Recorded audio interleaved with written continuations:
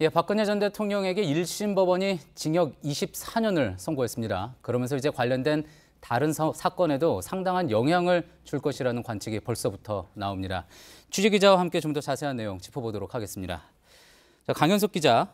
자, 일단은 먼저 박근혜 전 대통령 본인에게 남은 재판부터 한번 짚어보죠. 이번에 공소 사실은 18개였지만 지금 그 이상이잖아요.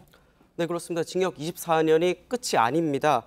국정원 특수활동비를 뇌물로 받았다는 혐의가 남아 있는데요. 예. 남재준 등 전 국정원장 3명으로부터 2013년 5월부터 3년 넘게 특활비 36억 원을 받았다는 그런 내용입니다.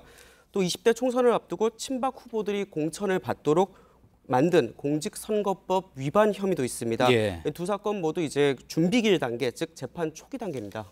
예, 자 이게 나중에 밝혀졌기 때문에 또 재판이 따로 지금 진행이 되고 있는 건데 어떻습니까? 그러면은 어쨌든 재판을 두 개로 투트랙으로 진행하는 것보다 이걸 그냥 합쳐서 진행하는 게 낫지 않느냐, 그렇게 할 수도 있지 않느냐, 뭐 이런 이야기도 나온 것 같은데 가능한 얘기인가요?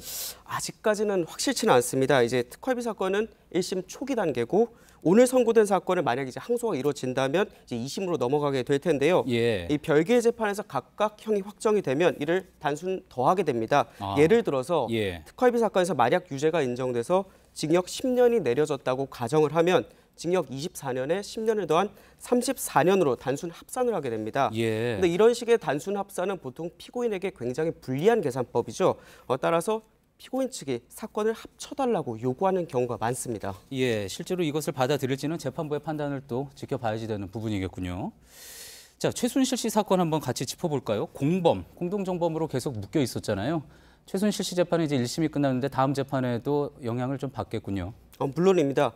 박근혜 전 대통령과 최순실 사건은 사실상 이 혐의가 많이 중복되는 쌍둥이 재판입니다. 쌍둥이 재판이요? 네. 예. 오늘 선고 결과는 이제 징역 20년이 선고됐던 최순실 씨의 1심을 사실상 재확인한 내용이 많습니다.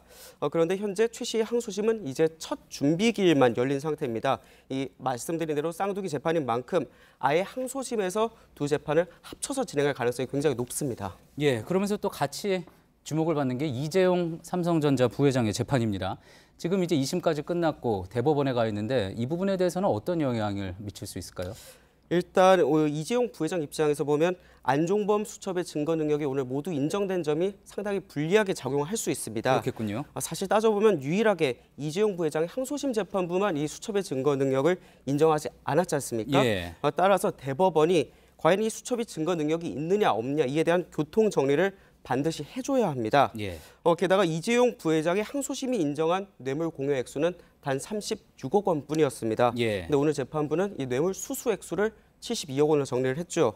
그 준 돈과 받은 돈 액수가 다를 수는 없기 때문에 이재용 부회장의 항소심이 파기될 가능성이 그만큼 커진 겁니다. 예. 특히 이 부회장에 대한 뇌물 공여액이 이제 50억 원이 넘는 것으로 만약에 결론이 나면 예. 파기 뒤 가중처벌 대상이 되기 때문에 더 무거운 형이 내려질 수도 있습니다. 예, 그러니까 36억 원으로 항소심에 돼 있었는데 72억 원 정도로 높게 평가가 판단이 되면은 50억 원 이상이 돼서 가중처벌이 가능하다.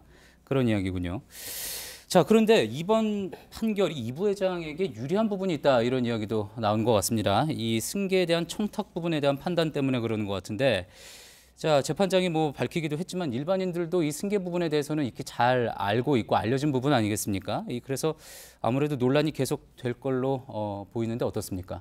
네, 그동안 검찰의 논리는 이렇습니다. 삼성 경영권 승계를 도와주려는 이 묵시적 청탁이라는 것이 박근혜 전 대통령과 이재용 부회장 사이에 있다, 이런 논리였거든요. 예.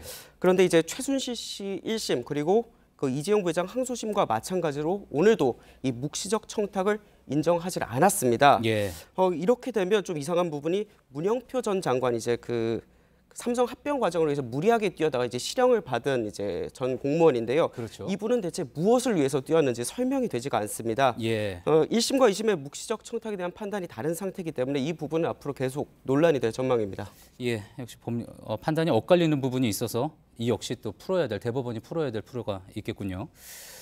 1심에서 이제 실형 선고받고 법정 구속된 롯데 신동빈 회장이요. 오늘 재판 결과에 대해서는 신동빈 회장 입장에서는 썩 달갑지 않을 거다, 이런 분석이 나옵니다. 맞습니다. 신 회장의 혐의는 이제 면세점 특허 재취득을 위해서 최순실 씨의 K스포츠 재단에 70억 원을 추가로 제공했다는 건데요. 예. 이재용 삼성전자 부회장과 마찬가지로 이 묵시적 청탁이 있었다는 게 검찰의 논리였습니다. 그리고 오늘 재판부는 신 회장의 묵시적 청탁을 인정을 했습니다. 예. 신동빈 회장은 그동안 이 강요에 의해서 돈을 내게 됐다는 주장을 굽히지 않았는데요. 묵시적 청탁이 인정이 되면서 이 항소심 변론 전략을 완전히 다시 짜야 될 수도 있다. 이런 상황에 몰렸다는 평가가 나오고 있습니다. 예. 사회부 강현석 기자와 이야기 나눠봤습니다.